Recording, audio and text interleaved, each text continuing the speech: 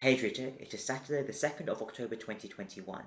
Your first week as a PhD student has almost completed, and as you can tell, you have moved house into a new room. Technically speaking, it's actually postgraduate accommodation, a place called Goodenough College. The name itself, Goodenough, isn't good enough, although they do use that as a pun in their promotions. It's actually named after a guy called William Goodenough who founded it about 100 years ago.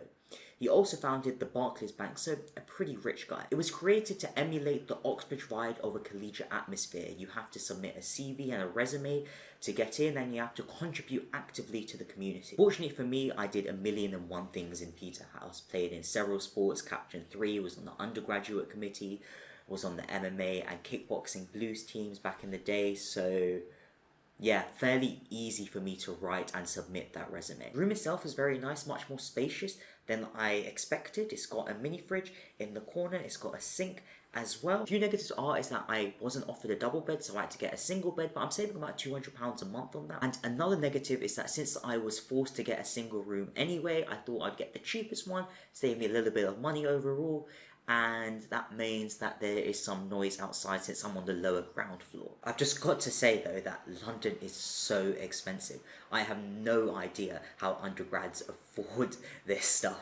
I'm paying £900 a month, and that's the cheapest I could find in central London.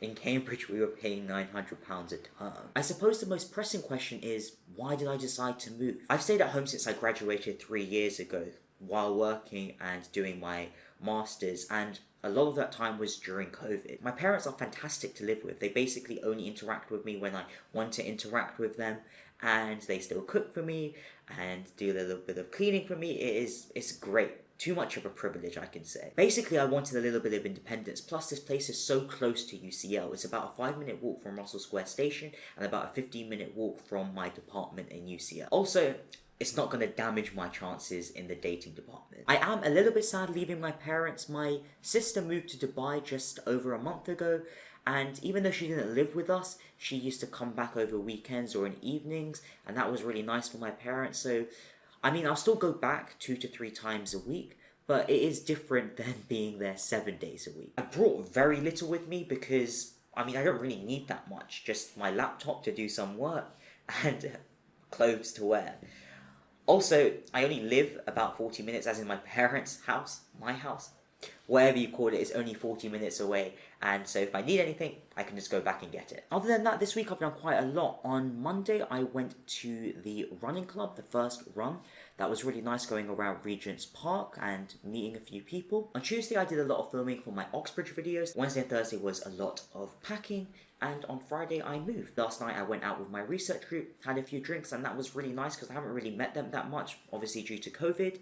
And it's also super convenient because I can just walk home now rather than have to take the night bus.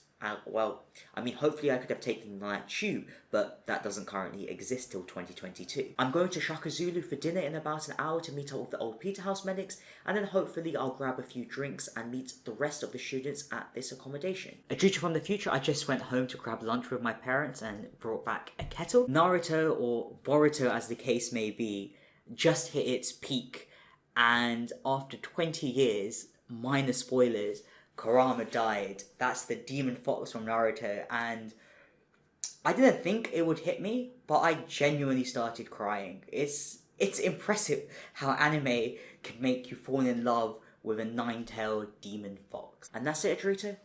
See you in the near future.